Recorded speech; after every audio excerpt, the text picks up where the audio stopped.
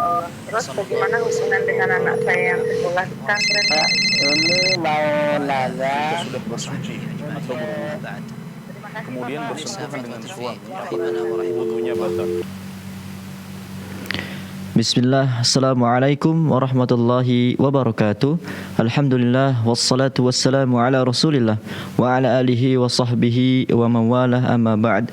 Para pemirsa Fatwa TV dan pendengar radio, apa kabar semuanya? Tentu kami berharap para pemirsa dan pendengar radio selalu dalam keadaan baik, selalu dalam lindungan dari Allah Subhanahu wa taala. Alhamdulillah, puji syukur atas kehadirat Allah Subhanahu wa taala. Senang sekali kita dapat kembali berjumpa dalam acara kesayangan kita, live interaktif Fatwa TV dengan tema Hidup Indah dengan Sunnah bersama guru kita Ustaz Dr. M. Hasan Ayatullah hafizahullah taala, yang juga beliau ini merupakan salah satu anggota dari Dewan Fatwa Perhimpunan Al-Irsyad.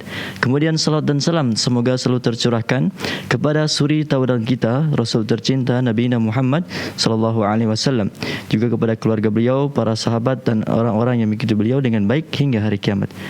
Dan pemirsa, alhamdulillah Ustaz sudah hadir bersama kita di studio. Kita sapa beliau terlebih dahulu.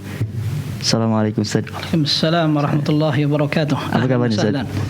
Gimana kabarnya Ustaz? Alhamdulillah khair. Kaif halukum? Alhamdulillah Ustaz khair. Barakallah. Jazakallah khair Ustaz, sudah bisa hadir bersama kami di Alhamdulillah, studio. jazakumullah khair. Tapi para pemirsa, alhamdulillah Ustaz dalam keadaan baik dan insya Allah siap menjawab pertanyaan-pertanyaan yang ada ya, baik itu mungkin dari penelpon atau dari website. Dan kami juga informasikan bahwasannya live interaktif kita pada sore hari ini juga disiarkan oleh beberapa stasiun radio.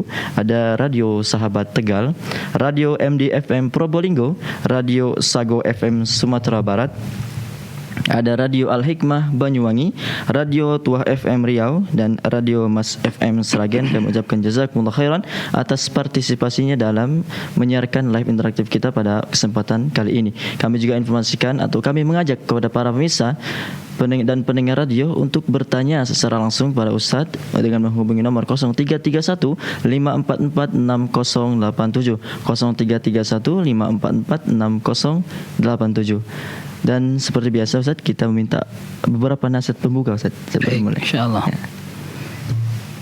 Bismillahirrahmanirrahim. Alhamdulillahirabbil alamin. Wa sallallahu wa sallama wa baraka ala abdihi wa rasulihi nabiyyina Muhammad wa ala alihi wa ashabihi wat tabi'in wa man tabi'ahum bi ihsanin ila yaumiddin, amma ba'd. Kaum muslimin wal muslimat, pemirsa Fatwa TV, pendengar Radio Sunnah dimanapun antum berada, semoga Allah Subhanahu wa ta'ala senantiasa membimbing kita semua di atas jalan kebenaran. Kita bersyukur sampai pada detik ini kita masih Allah sibukkan dengan belajar, talabul ilm, dan ini merupakan tanda kebaikan yang Allah harapkan dari kita. Semoga memang seperti itu. Dalam hadis yang sahih disebutkan, man yuridillahu bihi khairan yufaqihu fid din. Barang siapa yang Allah kehendaki kebaikan, maka Allah akan pahamkan dia terhadap agamanya. Dan Al-Hafidz Ibnu Hajar pernah kita sampaikan pula mengatakan, berarti orang yang tidak tertarik untuk belajar ilmu agama, dia telah terhalang dari kebaikan yang banyak. Al-Hafidz Ibnu Hajar rahimahullah juga mengatakan bahwa Allah Subhanahu wa taala tidak pernah memerintahkan Nabi sallallahu alaihi wasallam untuk meminta tambahan kecuali ilmu. Di dalam Al-Qur'an Allah Subhanahu wa taala menyatakan wa qur rabbi zidni ilma. Dan katakan wahai Muhammad, ya Allah, tambahkan ilmu kepadaku. Dan ini merupakan tanda taufik, tanda bahwa Allah Subhanahu wa taala membimbing seseorang sehingga dia selalu berada dalam kehidupan ilmiah, dalam kesibukan mempelajari agama, bertafaqquh fid din.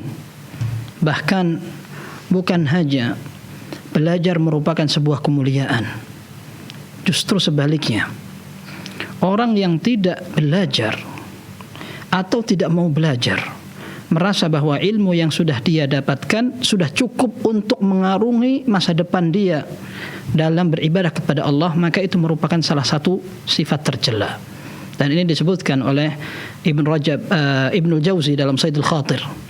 Beliau mengatakan, afdalul asya at-tazayyudu bil ilm.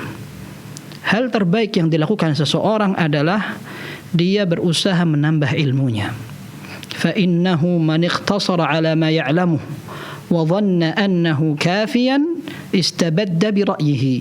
Karena sesungguhnya orang yang menyangka bahwa ilmu yang dia sudah pernah pelajari cukup dan tidak perlu mencari lainnya, maka dia akan terarah untuk bangga diri. Orang kita mengatakan katak dalam tempurung, menyangka bahwa tidak ada yang lebih pandai dari dia. Bahkan sara ta'dhimuhu li nafsihi mani'an min al-istifadah. Kata Ibnu Jauzi rahimahullah, bahkan ketika seseorang menyangka bahwa dirinya sudah hebat, sudah cukup, tidak perlu belajar lagi, justru sikap itu akan menghalangi dia dari tambahan manfaat ilmu. Wal mudzakaratu tubayyinu lahu khata'ahu. Sementara ketika dia harus berdiskusi, bertukar pendapat dengan orang lain, di saat itu dia baru tersadar bahwa ternyata sikap dia selama ini salah. Maka kita bersyukur kepada Allah Subhanahu wa taala ketika Allah mudahkan kita untuk mengenal Al-Qur'an, mengenal hadis Nabi sallallahu alaihi wasallam, kita sering mendengar petuah dan nasihat para ulama, maka ini bukan karena kita berjasa dalam syariat. Islam akan terjaga. Akan tetapi apakah kita akan terjaga bersama Islam, itu yang tidak ada jaminan. Maka ketika kita mendapat peluang untuk belajar agama, jangan disia-siakan. Kita tidak tahu apakah peluang itu akan bersama kita terus-menerus atau tidak. Innamal a'malu bil khawatim. Sesungguhnya standar keberhasilan amal seseorang dilihat pada akhir perjalanannya. Dan ingat, ini juga merupakan hak keluarga yang harus ditunaikan oleh kepala keluarga. Allah Azza wa Jalla menyatakan, ya ayyuhalladzina amanu qu anfusakum wa ahlikum nara. Wahai orang beriman, selamatkan diri kalian dan keluarga dari api neraka. Kata Ali bin Abi Thalib radhiyallahu anhu, allimu ahlakumul khair. Ajarkan kepada keluargamu kebaikan-kebaikan. Maka di antara bentuk perhatian seorang suami, seorang ayah, kepala keluarga kepada orang yang dia ampu dan dia asuh, maka dia perlu memberikan kesempatan kepada keluarga untuk belajar agama, memfasilitasi mereka dan bukan justru menghalang-halangi. Semoga Allah Subhanahu wa taala memudahkan kita semua untuk senantiasa menambah wawasan ilmiah agama sehingga kita menjadi orang-orang yang betul-betul faqih dalam agama kita. Wallahu taala a'lam. Jazakumullah khairan Ustaz. Wa jazakumullahu khairan. Barakallahu. Demikianlah para pemirsa dan pendengar radio, nasihat pembuka dari Ustaz. Semoga apa yang Ustaz sampaikan bermanfaat untuk kita semua. Amin. Dan kembali kita mengajak para pemirsa dan pendengar bagi yang mungkin memiliki permasalahan-permasalahan agama, ya, kami mengajak untuk bertanya secara langsung kepada Ustaz dengan menghubungi nomor 0331544687 0331544687. Sembari menunggu penelpon yang bergabung, kita bacakan Ustaz pertanyaan. Baik, dari website. Ada pertanyaan dari Ahmad Yasir di Kalimantan Tengah. Assalamualaikum warahmatullahi wabarakatuh Ustaz. Waalaikumsalam warahmatullahi wabarakatuh. Semoga Allah merahmati Ustaz, pembaca dan seluruh kaum muslimin. Amin. Ustaz, saya ingin bertanya, apakah keutamaan Nabi Muhammad SAW dan Nabi yang lain Ustaz? Iya. Para Nabi merupakan manusia biasa. Akan tetapi Allah Subhanahu wa ta'ala lebihkan mereka di antara makhluk-makhluk yang Allah ciptakan. Mereka mendapat amanah untuk menyampaikan risalah, menyampaikan pesan dari Allah Subhanahu wa ta'ala untuk beribadah. Dan risalah mereka sama, menyeru kepada tauhid, menyeru kepada atau mengajak kaum muslimin dan juga seluruh manusia untuk menyembah Allah Subhanahu wa ta'ala. Dalam Al-Quran disebutkan, وَلَقَدْ بَعَثْنَا فِي كُلِّ أُمَّةٍ رَسُولًا أَنِ اعْبُدُوا اللَّهَ وَاجْتَنِبُوا الطَّاغُوتَ.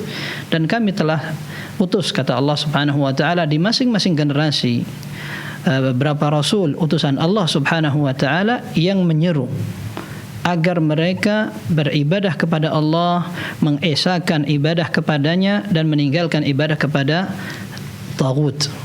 Taghut adalah setiap yang melampaui batas, sehingga apa yang bisa menjauhkan dari ibadah kepada Allah bisa dikategorikan dengan taghut.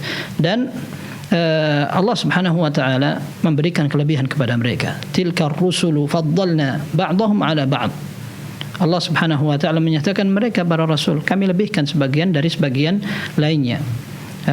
Tilkar rusulu faddalna ba'dahum ala ba'd minhum man kallama Allah. Sebagian mereka diajak berbicara oleh Allah Subhanahu wa ta'ala dan sebagian mereka diangkat derajatnya, seperti Nabi Isa. alaihissalatu wassalam diangkat oleh Allah Subhanahu wa taala sampai sekarang belum diturunkan. Ketika datang waktunya di akhir zaman, maka beliau baru akan diizinkan untuk turun oleh Allah Subhanahu wa taala ke muka bumi. Rasulullah sallallahu alaihi wasallam nabi kita sendiri. Beliau merupakan nabi terbaik sekaligus sebagai manusia terbaik.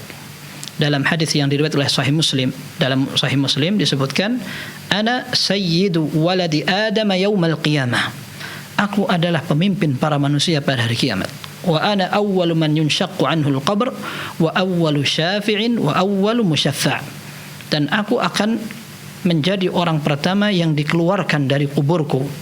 Kemudian aku akan menjadi orang pertama yang memberikan syafaat dan diberi kesempatan untuk memberikannya. Ini merupakan sebuah keistimewaan. Di saat banyak para nabi, di hari kiamat mereka akan menyerahkan semua kesempatan tanggung jawab memberikan syafaat itu kepada Rasul sallallahu alaihi wasallam. Para ulama mengatakan, kenapa hari kiamat? Karena di dunia banyak orang yang memiliki kekuasaan.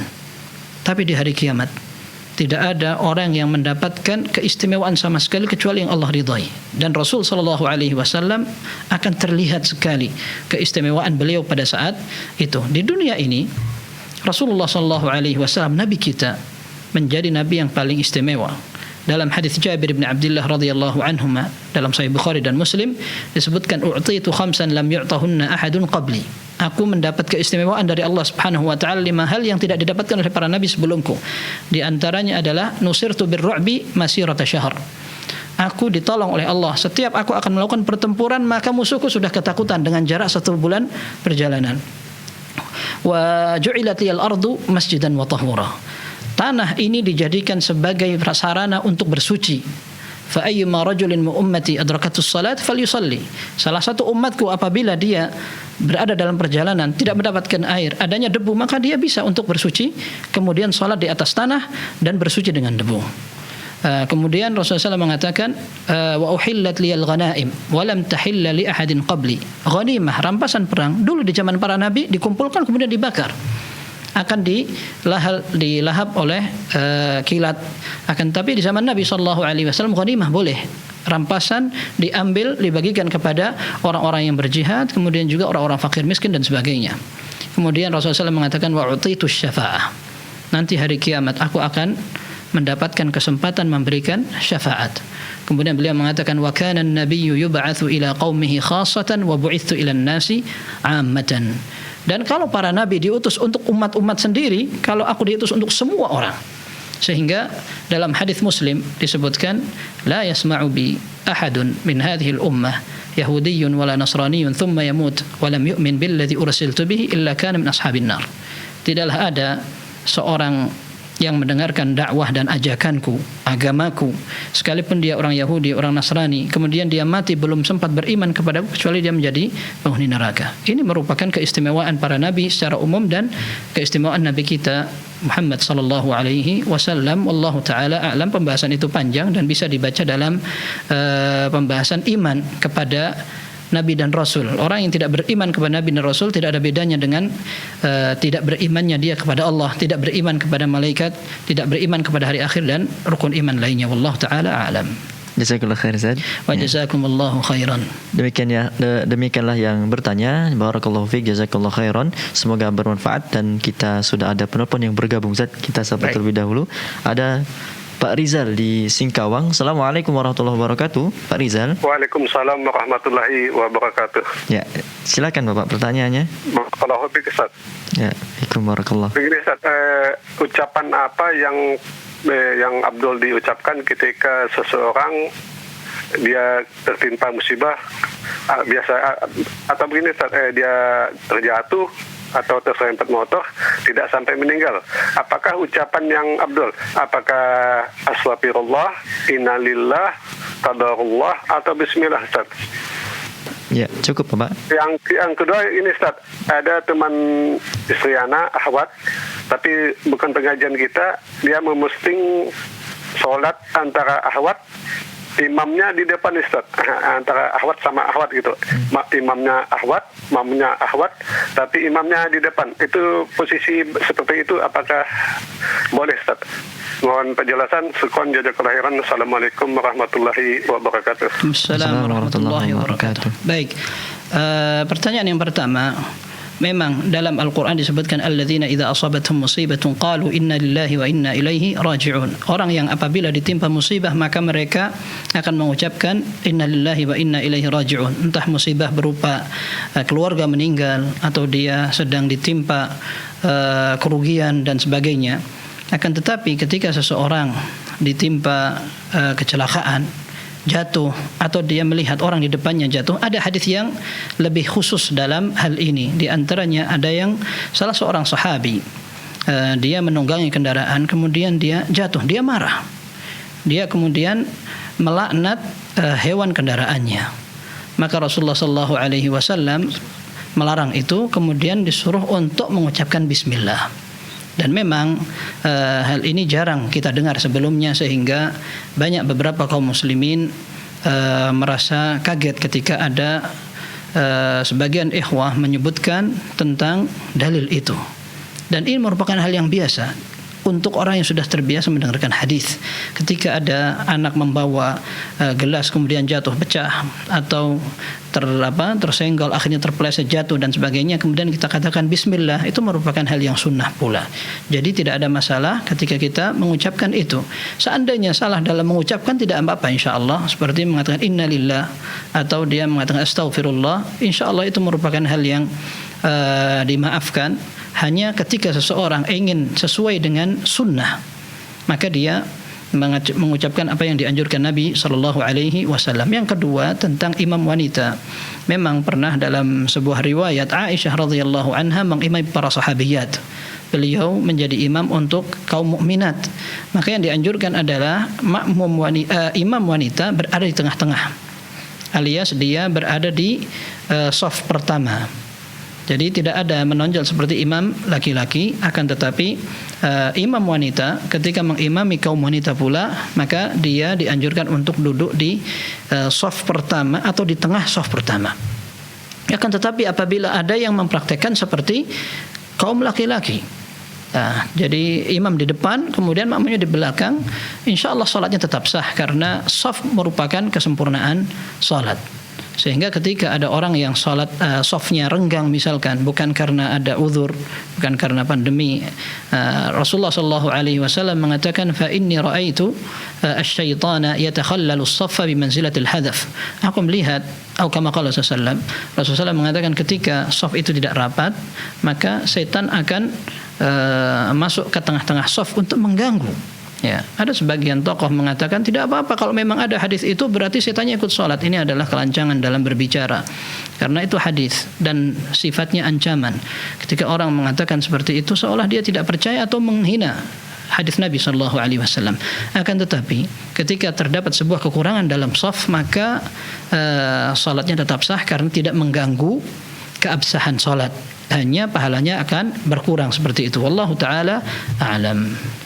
Jazakallah khairan Ustaz. Wa jazakumullahu khairan. Demikianlah, semoga bermanfaat dan semoga Allah SWT selalu menjaga Bapak yang bertanya, selalu memberikan hidayah dan taufik kepada Bapak, keluarga dan para pemirsa semuanya. Kembali kita mengajak para pemirsa Fatwa TV dan pendengar radio, bagi Anda yang memiliki permasalahan agama, Anda dapat bertanya secara langsung kepada Ustaz dengan menghubungi nomor 0331544687 0331544687. Kembali Ustaz, kita bacakan pertanyaan di website Ustaz. Baik, silakan. Ada dari Agus Ardiansyah di Sumatera Selatan, Kabupaten Musi Banyuasin. Assalamualaikum warahmatullahi wabarakatuh Ustaz. Waalaikumsalam warahmatullahi wabarakatuh. Ustaz, apa penjelasan hadis bahwasanya imam akan kembali ke kedua masjid, yaitu Masjid Nabawi dan Masjidil Haram? Iya. Hadis ini diriwayatkan dalam Sahih Bukhari dan Muslim. Rasulullah sallallahu alaihi wasallam menyatakan, innal imana la ya'rizu ila al-madinati kama ta'rizu al-hayyatu ila juhriha. Sungguhnya iman ini akan berkumpul di kota Madinah, kembali ke sana sebagai tempat pangkuannya, rumah induknya, sebagaimana ular ketika keluar dan dia mendapatkan sesuatu yang berbahaya atau dia sudah selesai dari kebutuhannya, dia akan kembali ke liangnya. Dan ini kata para ulama menunjukkan bahwa ada keistimewaan di kota Madinah. Di kota Madinah pada saat Rasulullah SAW mendapatkan perintah dari Allah untuk berhijrah ke sana, maka Madinah menjadi tempat pilihan untuk tempat kaum muslimin.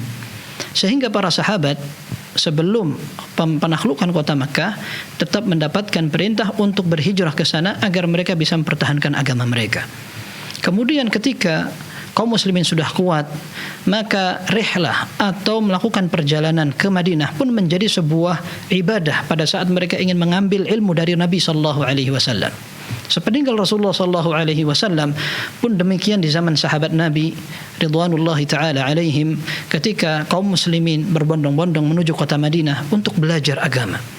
Setelah para ulama itu pun berangsur meninggal, maka rihlah atau safar menuju kota Makkah dan Madinah juga menjadi sebuah ibadah.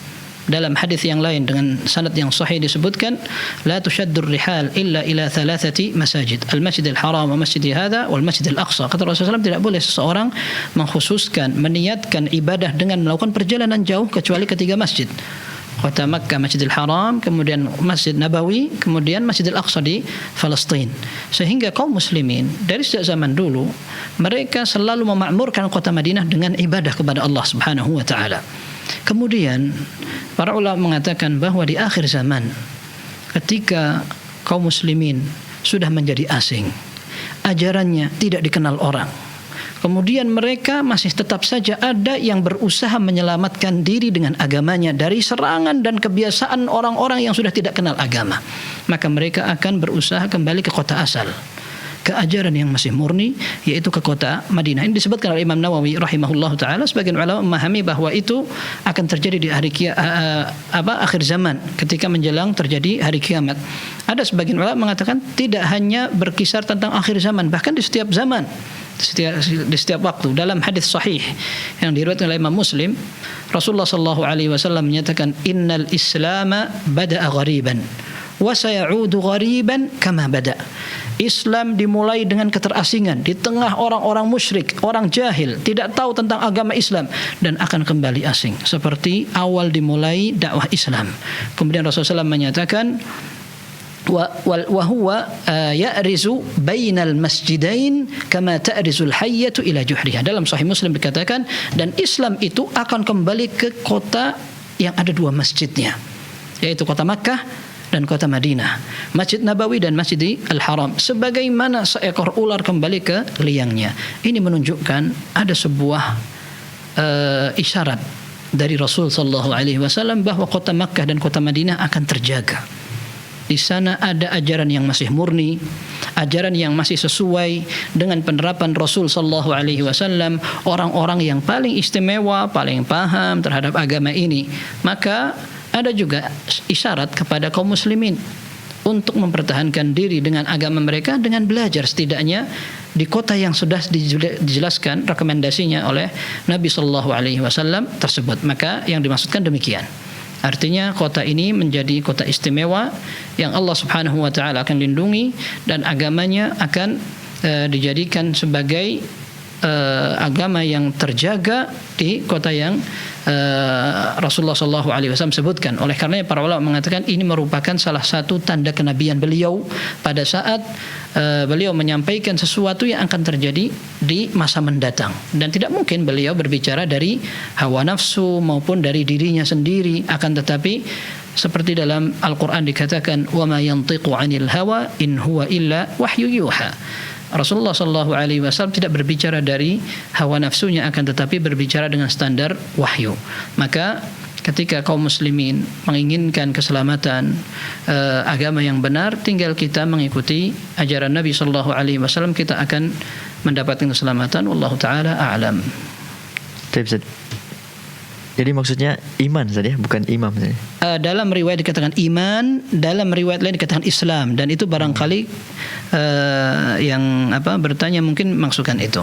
Dan hadis redaksinya seperti itu, Islam dan iman. Wallahu a'lam. Jazakallahu khairan Ustaz. Wa jazakumullahu khairan. Demikianlah yang bertanya, jazakallahu khairan wa barakallahu fiik. Semoga bermanfaat, dan sudah ada penelpon yang bergabung. Ustaz, kita sapa terlebih dahulu. Ada Umu Yodi di Pekanbaru, Riau. Assalamualaikum warahmatullahi wabarakatuh. Waalaikumsalam warahmatullahi wabarakatuh. Silakan pertanyaannya. Ya. Assalamualaikum Ustaz. Waalaikumsalam warahmatullahi wabarakatuh. Izin melanjutkan pertanyaan dari member WhatsApp Birosa. Yang pertama itu, saya punya adik. Adik saya ini ingin menikah dengan seorang non-muslim. Mereka kenal dan dekat sudah 10 tahun lebih. Rencananya dalam waktu dekat ini pihak laki-laki ingin bersilaturahmi bersama dengan keluarganya ke rumah. Dengan maksud ingin serius, atau kalau dalam Islam namanya melamar. Singkat cerita, semua keluarga tidak merestui dan selalu menasehati. Namun adik saya bersikeras dan dengan pilihannya dan mulai mengikuti keyakinan laki-laki tersebut. Pertanyaan saya, apa yang harus saya lakukan? Apa saya tetap menerima laki-laki tersebut sebagai bentuk silaturahmi dan sebagai sarana untuk bilang kalau terjadi pernikahan kami berlepas diri atau tidak akan mengurusi, atau sama sekali tidak mengizinkan silaturahmi ke rumah? Maksudnya adiknya perempuan, yang muslim perempuan. Ya, maksudnya perempuan, yang muslim perempuan, Ustaz. Baik. Begitu. Terus pertanyaan yang kedua, Ustaz. Setelah operasi ada keluar cairan dari bekas jahitan operasi itu. Apakah itu najis, Ustaz? Sehingga setiap sholat kita harus mengganti pakaian gitu, Ustaz. Baik. Ya, cukup. Ya, udah itu aja, Ustaz. Ya, Assalamualaikum, jazakallahu khairan. Assalamualaikum. Assalamualaikum warahmatullahi wabarakatuh. Jazakumullah khairan. Pertanyaan pertama, menikah antara seorang muslimah dengan orang non-muslim ini tidak dibolehkan. Di dalam Al-Quran dikatakan, wala tankihul musyrikati hatta yu'min, wala amatun mu'minatun khairum min musyrikatin walau a'jabatkum, wala tunkihul musyrikina hatta yu'minu, wala abdun mu'minun khairum min musyrikin walau a'jabakum, ulaika yad'una ila an-nar wallahu yad'u ila al-jannati wal maghfirati bi'idhnih.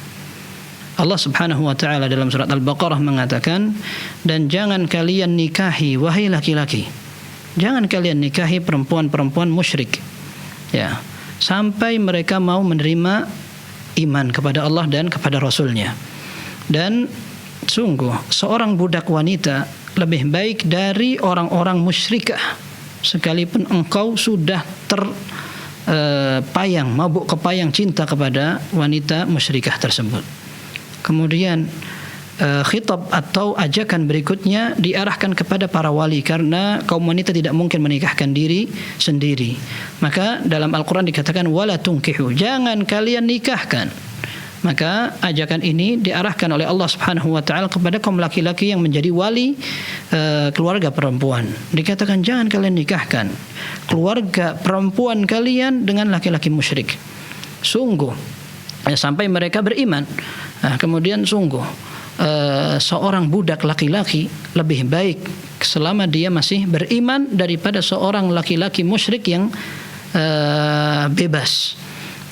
Kemudian Allah Subhanahu wa taala menyatakan ulaika yad'una ila an-nar, mereka semua mengajak kepada neraka, dan Allah Subhanahu wa taala mengajak kepada ampunan Allah Subhanahu wa taala. Maka di dalam syariat Islam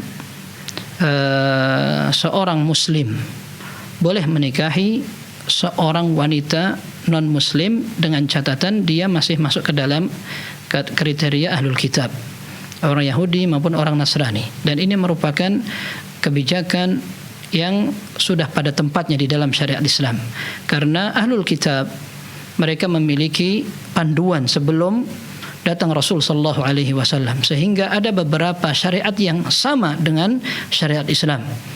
Sehingga ketika seorang Muslim menikah dengan seorang ahlul kitab, dia diharapkan bisa mengarahkan, dan kemudian orang ahlul kitab tidak akan dizalimi oleh seorang Muslim. Sementara sebaliknya, seorang muslimah ketika menikah dengan seorang non-muslim, sangat mungkin sekali dia akan mendapatkan kesulitan dalam ibadahnya. Maka kita perlu sebelum mengambil sikap, yang dipikirkan adalah apa yang terbaik untuk keluarga. Bukan hanya sekedar sikap kita saja, apakah kita mengambil langkah untuk berlepas tangan atau tetap menerima. Karena yang pertama kita pahami itu tidak boleh, haram dalam syariat Islam. Yang kedua, kita berusaha untuk memahamkan dengan cara apapun, dengan sebijak apapun sehingga nasihat itu diterima.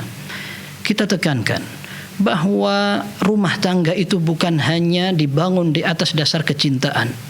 Betapa banyak orang pacaran bertahun-tahun akhirnya buyar ketika sudah menjalin pernikahan. Kemudian nikah adalah ibadah, nikah adalah tanggung jawab, bukan sekedar adat maupun sekedar senang-senang. Maka dinasihati bahwa ketika seorang semakin paham agama, engkau akan dimuliakan. Tidak ada suami yang paling bisa memuliakan istri kecuali suami yang kenal agama. Bisa jadi seorang suami memiliki watak sabar, murah senyum, mudah menghadapi orang lain, mudah bergaul dan sebagainya. Akan tetapi ketika dia tidak paham agama, akan banyak hak-hak istri terbengkalai. Tidak diajarkan, diingatkan sholat, tidak diingatkan menutup aurat. Ini kerugian yang besar sekali untuk seorang muslimah. Bagaimana mereka mengharapkan surga? Maka kita perlu berusaha mengadakan pendekatan sebelum mengambil jalan pintas. Ya, terlepas apakah kita akan berlepas tangan atau kita akan menerima dan sebagainya, sekarang langkahnya masih perlu diperjuangkan. Ya, bagaimana memahamkan saudara atau saudari itu agar dia bisa memahami dengan benar. Betapa banyak orang yang sesama muslim saja mendapatkan masalah yang tidak gampang. Lalu bagaimana dengan orang yang berbeda agama? Anak Anda akan diapakan nanti? Apa mau dibagi rata? Ya, pakai jumlah. Karena sekarang kita beda agama, anak 5, yang berapa yang mau jadi muslim dan berapa yang akan menjadi non muslim? Susah. Ketika harus menghadapi Ramadan, Anda siap berpuasa sendiri, keluarga belum berpuasa, cukuplah itu menjadi pelajaran dan menjadi pertimbangan sambil didoakan Allah Subhanahu wa taala yang akan menjalin hubungan cinta kasih antara hambanya. Ya, law anfaqta ma fil ardi jami'an ma allafta baina qulubihim walakinna Allah allafa bainahum. Seandainya engkau infakkan, engkau bayar dengan dunia yang kau miliki sebanyak-banyaknya hanya untuk merukunkan, tidak berhasil. Tapi Allah yang akan merukunkan. Antara orang Islam dengan orang Islam saja susah. Sebuah maksiat bisa membuat hubungan dua orang terpecah. Ya. Dalam hadis yang sahih diriwayatkan oleh Al-Bukhari dalam Al-Adabul Mufrad, Rasulullah sallallahu alaihi wasallam menyatakan, "Ma tawaddathnani thumma furriqa bainahuma illa bidzambin yuhdithuhu ahaduhuma." Tidaklah ada dua orang yang saling menyukai kemudian ternyata mereka terpecah, terpisah, melainkan karena ada dosa yang dilakukan oleh salah satu dari keduanya. Ini kalau seandainya sebuah maksiat, bagaimana dengan sebuah kesyirikan? Tidak sama agamanya, tidak sama metode beribadahnya. Anda perlu pertimbangkan. Kalau ada orang ingin umrah, lalu suami tidak muslim. Ada orang ingin melaksanakan sholat tarawih, suami tidak muslim. Oh enggak, kita toleransi. Sampai seberapa tingkat kesabaran seorang bertoleransi? Toleransi adalah hal-hal yang perlu diberikan pada hal yang masih diterima dalam koridor syar'i.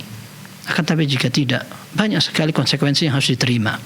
Maka didoakan semoga Allah Subhanahu wa taala memberikan petunjuk hidayah kepada sang saudari itu. Taib. Kemudian yang kedua, masalah cairan yang keluar dari hasil operasi. Apabila cairan itu merupakan darah, para ulama membedakan atau berbeda pendapat. Ada yang mengatakan bahwa darah itu najis dan ada yang mengatakan tidak. Akan tetapi sekalipun para ulama yang menyatakan bahwa darah adalah najis, itu pun mereka memberikan keringanan apabila darah itu susah untuk dihindari. Seperti kaum muslimin yang habis melaksanakan jihad, biasa mereka terluka darah di mana-mana, tidak mungkin kalau seandainya mereka diperintahkan untuk bersuci atau membersihkan najis dari darah sehingga mereka akan kesulitan salat. Nah, wallahu a'lam, sehingga kalau ada bekas jahitan yang keluar dan itu darah, maka hati-hati saja, ditutup ketika akan melaksanakan salat, jangan sampai terkena baju. Kalau seandainya itu yang keluar bukan darah akan tetapi cairan lainnya dan ternyata bukan dari tempat keluarnya najis, wallahu a'lam, bisa jadi itu adalah hal yang tidak najis, wallahu taala a'lam bis-shawab. Menanggapi pertanyaan pertama tadi, Ustaz, itu kan kalau hukum menikahnya jelas tidak boleh, Ustaz, ya? Iya. Cuman niat keluarga laki-laki untuk ke rumahnya itu apakah diterima atau langsung ditolak begitu? Kalau seandainya kunjungan itu dilakukan untuk melamar, otomatis ada kaitannya dengan pernikahan, dan kita sudah sampaikan bahwa pernikahan itu tidak boleh dalam syariat. Maka kunjungan mereka apabila niatnya itu perlu ditegaskan. Dan itu bisa, sangat masuk akal. Kalau seandainya keberatannya dari sisi ada, tidak enak dalam menolak dan sebagainya, tinggal disampaikan bahwa dalam syariat kita, dalam agama kita sudah diatur seperti itu, dan ini bentuk toleransi dari awal. Nah, dari awal kita sampaikan toleransinya mana, begitu. Dan saya ingin menjadi seorang muslimah yang taat misalkan. Nah, permasalahannya memang orang Arab sejak zaman dulu mengatakan al-mahabbatu tu'mi wa tusim, ya, cinta itu bisa membuat orang buta dan tuli, sehingga terkadang orang sudah punya banyak pertimbangan, dia bisa bijak dalam memilih pilihan, akan tetapi dalam hal cinta hatinya kalau sudah mulai hatinya direbut orang, susah sekali untuk meninggalkan. Tapi itu sebenarnya mudah sekali, itu urusan mudah, urusan sepele.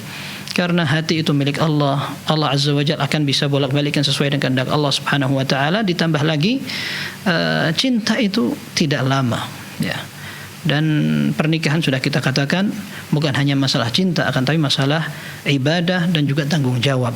Ke depan semakin banyak tanggung jawab yang harus dilewati. Wallahu taala a'lam. Jazakallah khair, Ustaz. Demikianlah jazakillah khairan wa barakallahu fiik atas pertanyaannya dan semoga bermanfaat. Kembali kita mengajak para pemirsa Fatwa TV dan pendengar radio yang semoga selalu dalam rahmat, hidayah dan taufik dari Allah Subhanahu wa taala.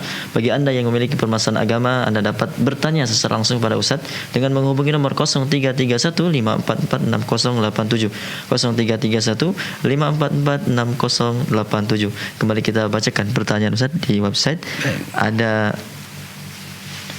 Lady Diana Hidayat, ya, dari Jawa Barat, Kota Bekasi. Assalamualaikum warahmatullahi wabarakatuh, Ustaz. Waalaikumsalam warahmatullahi wabarakatuh. Izin bertanya, apakah boleh wanita safar dengan anak laki-laki usia 11 tahun karena suami tidak bisa cuti, tidak bisa mendampingi karena keluar kota, safar karena kondisi orang tua sakit di kampung, Ustaz?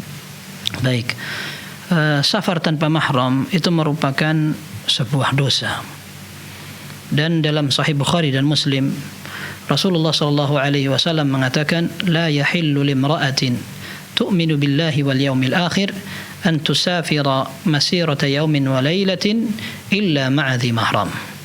Tidak halal bagi seorang wanita yang beriman kepada Allah dan hari akhir untuk melakukan perjalanan dengan jarak tempuh sehari semalam menggunakan unta di saat itu, kecuali dia harus disertai dengan seorang mahram.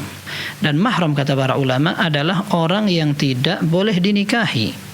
Nah, bisa bapak, bisa suami, bisa paman, bisa saudara dan sebagainya.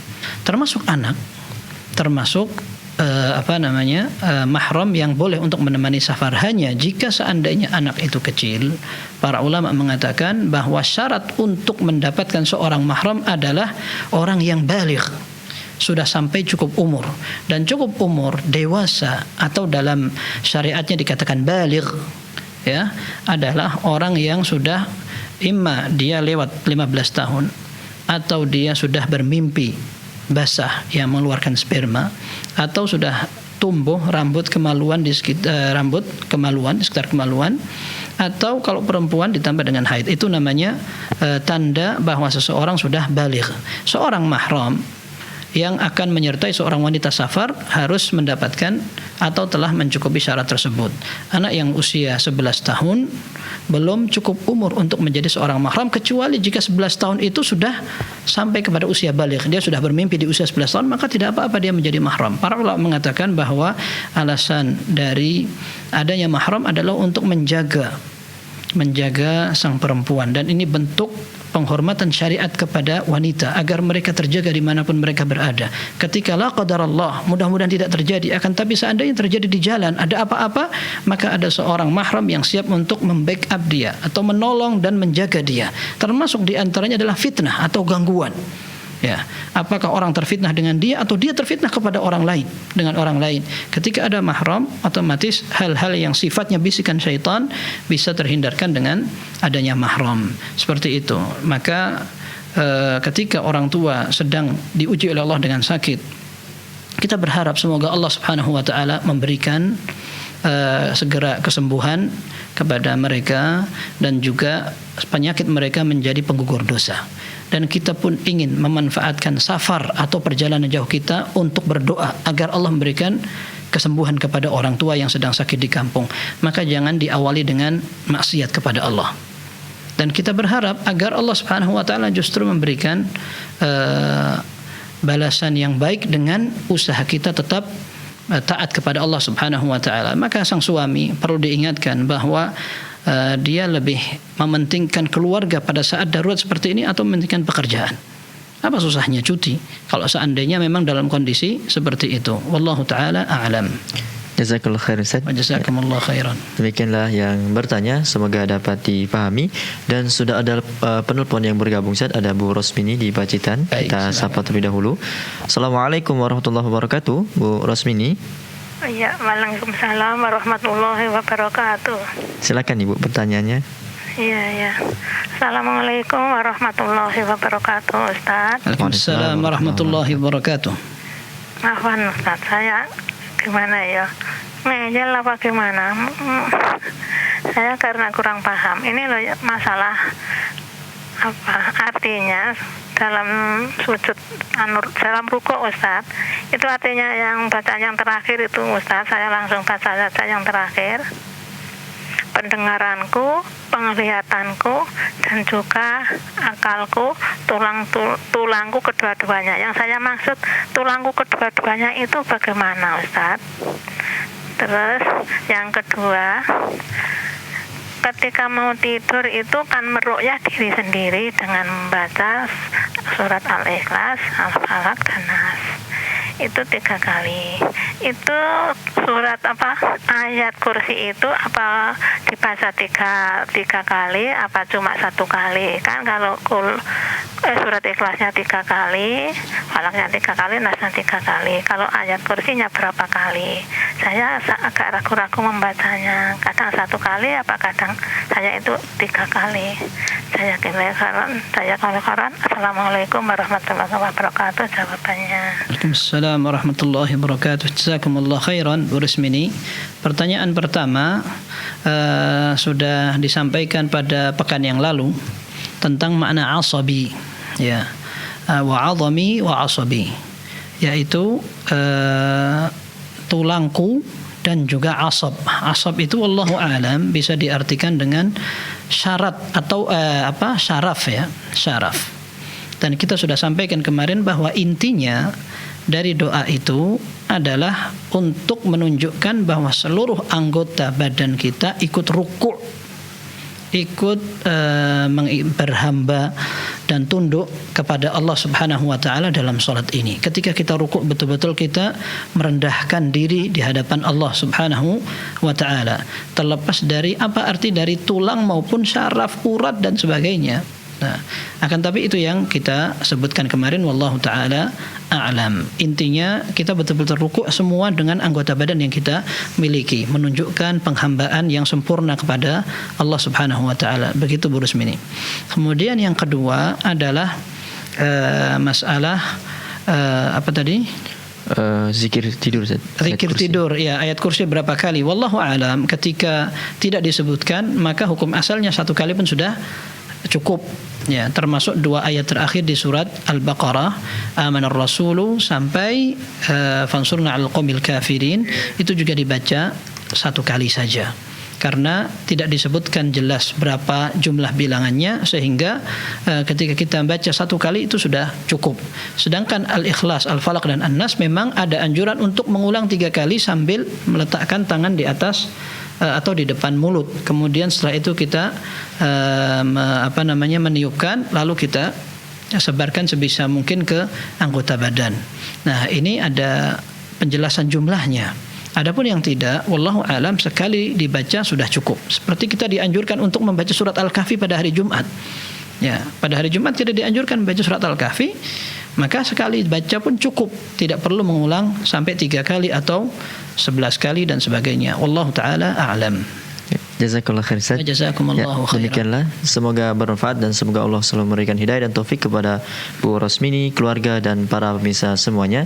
Kembali kita angkat penelpon yang bergabung, Ustaz. Ada Pak Yunus di Jambi. Assalamualaikum warahmatullahi wabarakatuh, Pak Yunus. Waalaikumsalam warahmatullahi wabarakatuh. Silakan pertanyaannya, Pak.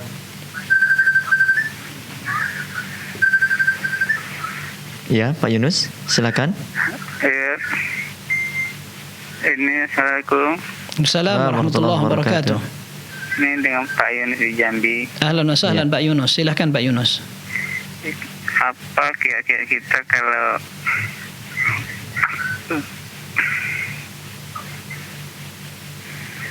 hijrah tapi saudara kurang atau kayaknya nggak terima? Ya. Ada doanya apa gimana? Cuma itu Ustaz. Oke. Assalamualaikum. Waalaikumsalam warahmatullahi wabarakatuh. Hijrah tapi keluarga mungkin kurang bisa menerima. Iya. Ya, itu kaitannya dengan hidayah, Pak Yunus. Ya, kaitannya dengan hidayah dari Allah Subhanahu wa taala. Para ulama menyebutkan bahwa hidayah itu ada 2. Hidayah ila tariq wa hidayah fit tariq. Ya. Hidayah untuk menuju kepada keislaman. Yang kedua, hidayah untuk mengamalkan Islam. Dan dua-duanya hanya milik Allah Subhanahu wa taala. Maka sebaik mungkin seseorang bisa menerapkan Islam dengan cara yang benar, dengan cara yang sesuai arahan Allah dan Rasulnya. Ketika ada keluarga yang belum siap untuk menerima, sedangkan sebuah ajaran yang kita usaha untuk praktekkan adalah usaha yang benar, amal yang benar, ada dalilnya, ada perintahnya, maka kita diperintahkan untuk bersabar.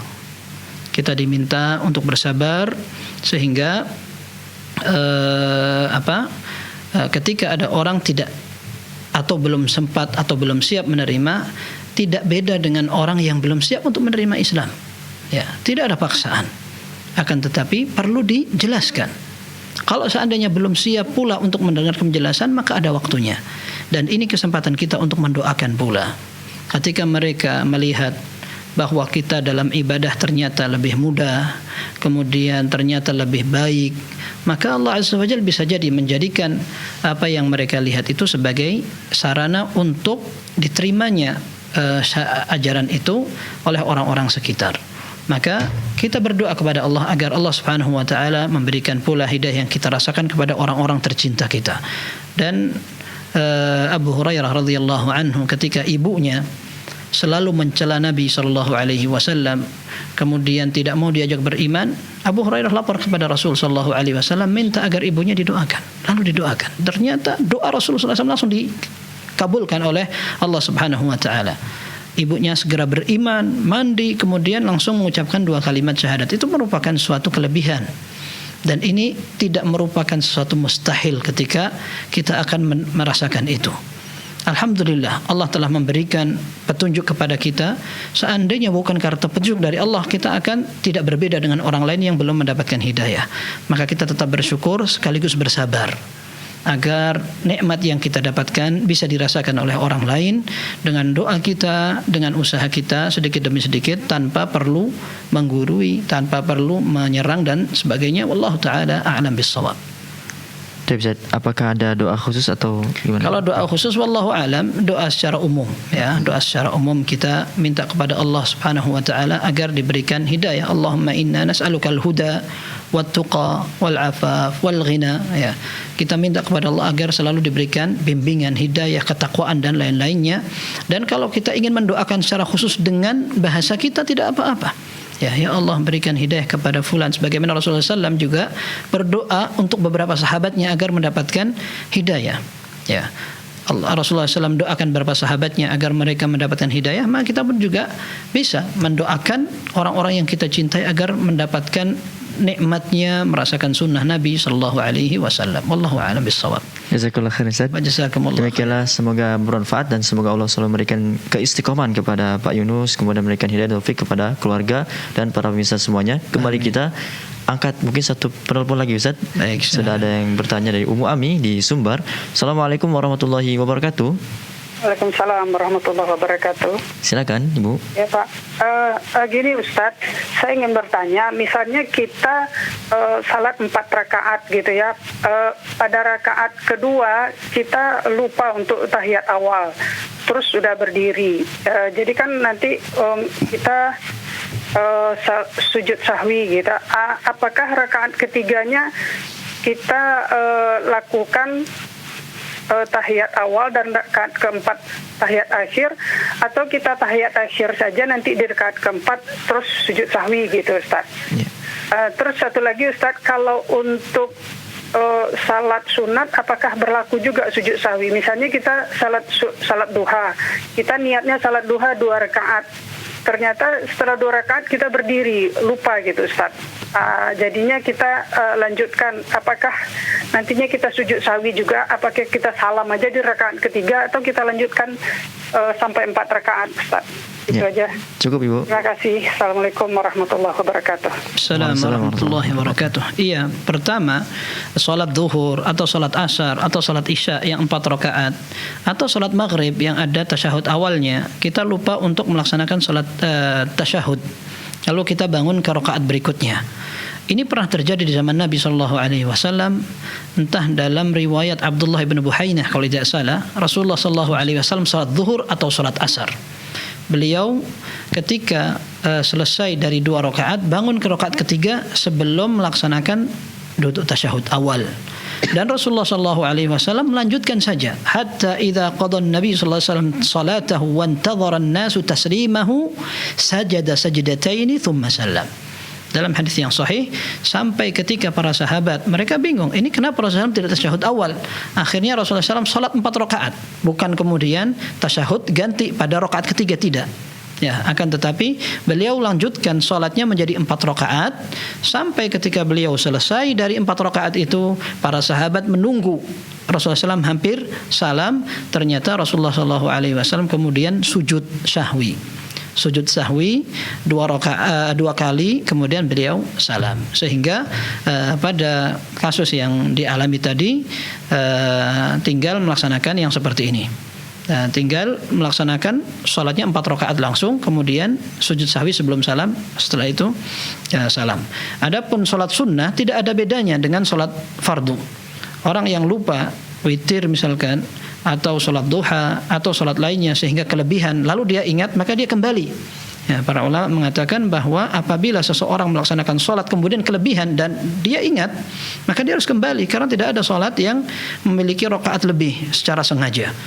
Maka kalau seandainya kita lupa seperti tadi, ini para ulama menjelaskan secara rinci. Kalau seandainya seorang lupa tasyahud awal, kemudian bangun ke rakaat ketiga, lalu dia ingat dia belum tasyahud, tapi dia belum sempurna berdirinya. Sampai berdiri menjelang dia mau membaca, dia ingat, ya, dia baru berdiri tapi belum sempurna berdirinya. Dia ingat kalau dia belum tasyahud, dia balik lagi, kemudian tasyahud. Tapi kalau dia sudah berdiri sempurna, apalagi sudah mulai membaca Al-Fatihah, maka sekalipun dia ingat, dia tidak perlu kembali lagi. akan tapi melanjutkan seperti Rasulullah Sallallahu Alaihi Wasallam sholat jadi 4 rakaat baru setelah itu sujud sahwi. Tapi kalau seandainya dia bangun ke rakaat kelima, lalu dia sudah mulai baca Al-Fatihah, baru dia ingat ternyata rakaat yang kelima ini yang saya lakukan, maka seperti yang diterangkan oleh Syekh Muhammad Shalih Al-Utsaimin rahimahullah, beliau katakan tidak ada salat yang dilakukan dengan sengaja padahal itu tambahan, maka segera duduk kemudian nanti sujud sahwi, seperti itu.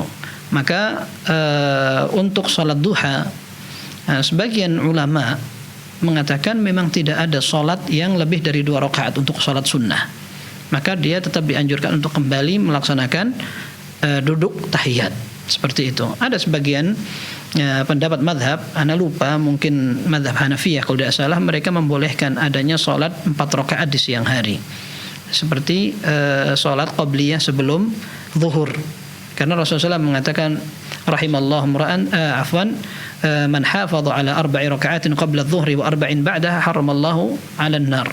Barang siapa yang menjaga 4 rakaat sebelum zuhur dan 4 rakaat setelah zuhur, maka Allah akan haramkan dia dari api neraka. 4 rakaat ini menurut mayoritas ulama artinya 2 rakaat salam, 2 rakaat salam. Akan tapi menurut mazhab Hanafiyah kalau tidak salah, mereka mengatakan 4 rakaat seperti itu. Nah, untuk ulama yang menyatakan bahwa sholat sunnah siang hari harus 2 rakaat, maka dia kembali terus tasyahud, kemudian dia sujud sahwi. Akan tetapi jika wallahu a'lam dia mengikuti pendapat yang mengatakan 4 rakaat pun boleh, maka dia sempurnakan 4 rakaat. Wallahu a'lam, pendapat jumhur yang lebih dekat kepada kebenaran, wallahu taala alam, sehingga bagi orang yang sudah kelebihan sholatnya kembali saja untuk duduk tasyahud lalu melaksanakan sujud sahwi, wallahu a'lam bis-shawab. Ustaz, alhamdulillah demikianlah perjumpaan kita pada sore hari ini, Ustaz. Jazakallahu khairan atas waktu dan ilmunya, dan semoga kita bisa kembali berjumpa, Ustaz, di lain kesempatan. Amin. Dan ini yang kita sampaikan semua kita usahakan untuk sesuai dengan dalil. Apabila ada yang berselisih dengan dalil, maka kita siap merujuk untuk mengikuti yang sesuai dengan dalil. Wallahu taala alam bis-shawab. Barakallahu fiikum, Ustaz. Barakallahu fiikum. Demikianlah para pemirsa Fatwa TV dan pendengar radio, tadi adalah pertanyaan terakhir kita pada kesempatan live interaktif kali ini, dan kami ucapkan mohon maaf kepada para penelpon yang tidak sempat kami angkat dan kepada pertanyaan-pertanyaan di website yang tidak sempat kami bacakan. Dan kami juga informasikan jangan kemana-mana para pemirsa Fatwa TV dan pendengar radio, karena setelah ini masih ada live interaktif Ekonomi Islam bersama Ustadz Dr.